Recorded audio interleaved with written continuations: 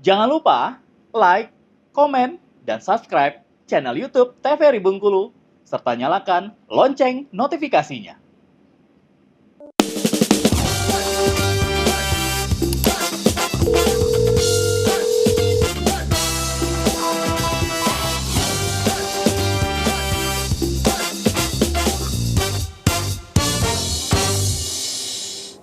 Selamat pagi pemirsa, apa kabar Anda? Semoga selalu sehat dan dapat melaksanakan kegiatan sebagaimana mestinya.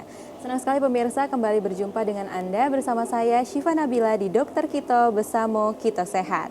Pemirsa, tidak terasa sebentar lagi kita menjelang Hari Raya Idul Adha yang identik dengan gulai, santan, dan juga berbagai olahan daging.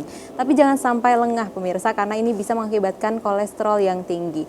Hari ini kita akan membahas terkait dengan waspada kolesterol menjelang Hari Raya Idul Adha. Tentunya saya sudah ditemani dengan narasumber kita yang sudah sangat kompeten di bidangnya. Saya sudah ditemani dengan Dr. Putri Santri yang pertama. Selamat pagi dok. Selamat pagi. Gimana kabarnya? Sehat, alhamdulillah. Cantik sekali hari ini, udah siap banget kayaknya untuk memberikan edukasi kepada masyarakat di rumah. Yap, Yang kedua, saya sudah ditemani dengan Dr. Wenti Arbayeni. Selamat pagi, dokter. Pagi, Mbak. Gimana kabarnya, dok? Alhamdulillah baik. Baik ya, dok. Cantik sekali hari ini, dok. Yes, Sudah siap ya, dok, untuk memberikan edukasi kepada masyarakat? Siap dan semangat terus ya. Oke, baik. Pemirsa dokter kita di rumah, saya ingatkan kembali kepada Anda yang ingin bertanya melalui WhatsApp interaktif bisa menghubungi kami di 0811 10 13 210. Langsung saja pemirsa, kita bahas terkait dengan waspada kolesterol menjelang Hari Raya Idul Adha. Mungkin saya ke Dokter Putri terlebih dahulu terkait dengan kolesterol nih, dok. Mungkin masyarakat di rumah masih ada yang bingung terkait dengan terminologi dari kolesterol. Boleh dijelaskan secara umum dulu, dok? Kolesterol ini apa sih sebenarnya? Oke, ya jadi sebenarnya masih sering saya dengar hati-hati kalau makan A kolesterolnya nanti naik kayak gitu. Karena kalau makan makanan yang kayak berlemak atau kayak bersantan pasti identiknya kan dengan kolesterol ataupun lemak. Padahal sebenarnya kolesterol, terus trigliserida, lemak itu dia dua hal yang berbeda begitu. Kalau kolesterol itu dia adalah komponen yang memang sebenarnya kita gunakan atau kita butuhkan untuk menyusun berbagai komponen lain di dalam tubuh kita. Contohnya seperti dinding-dinding sel di dalam tubuh kita. Kemudian berguna juga untuk memproduksi berbagai jenis hormon yang diperlukan oleh tubuh kita.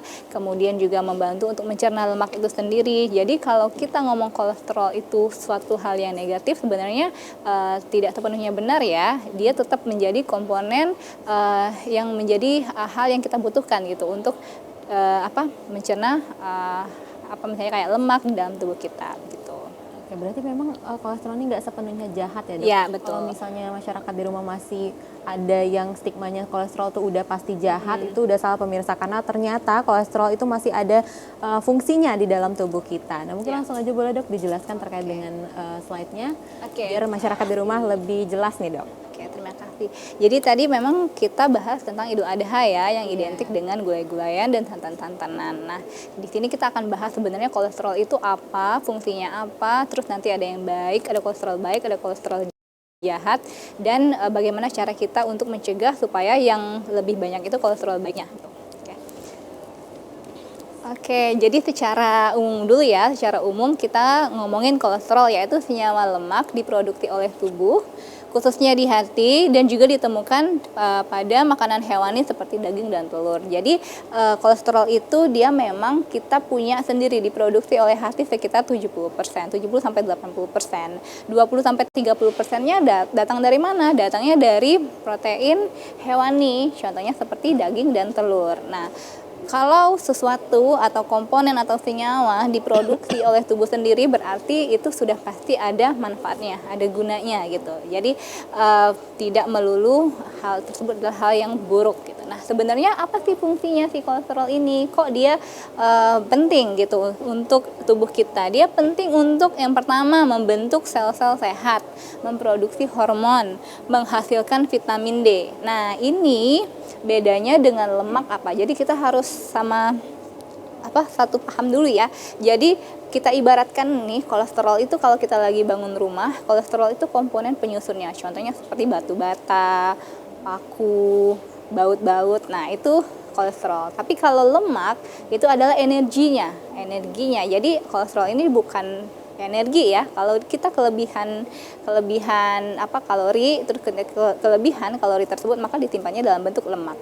Nah, lemak itu sebagai energinya, energi kita dalam membangun rumah tersebut. Nah, jadi dia beda ya. Kalau kolesterol ini dia memang komponen penting yang menyusun bagian-bagian dari rumah itu. Contohnya kayak kalau kita kalau kita ibaratkan kita misalnya konsumsi lemak nih, konsumsi minyak nih, itu kan harus dicerna juga ya. Nah, yang mencernanya itu kan ada asam empedu namanya. Nah, salah satu komponen atau senyawa yang menyusun pembentukan empedu tersebut adalah kolesterol. Jadi dia ini sebenarnya sangat dibutuhkan untuk tubuh kita. Tinggal lagi bagaimana kita mengontrol jumlahnya. Kenapa? Karena kalau jumlahnya terlalu banyak, dia juga akan menumpuk di pembuluh darah, dia akan menjadi plak, dia akan membuat aliran darah kita itu menjadi tidak lancar. Nanti di belakang kita bahas ya contoh penyakit-penyakitnya. Jadi secara umum kolesterol itu dia dihasilkan oleh hati, juga dihasilkan dari apa yang kita konsumsi ya, protein hewani. Nah, ini nih yang tadi saya ceritakan sebenarnya kita itu sebenarnya butuh nih sama kolesterol. Kolesterol itu dia ada yang jahat, ada yang baik ya. Yang baik itu namanya high density lipoprotein. Kalau yang jahat namanya LDL, low density lipoprotein. Maksudnya apa? Jadi kolesterol itu kan tadi saya bilang komponen di dalam tubuh kita itu butuh kolesterol. Tapi dia berjalan lewat pembuluh darah itu dia nggak bisa berjalan sendiri.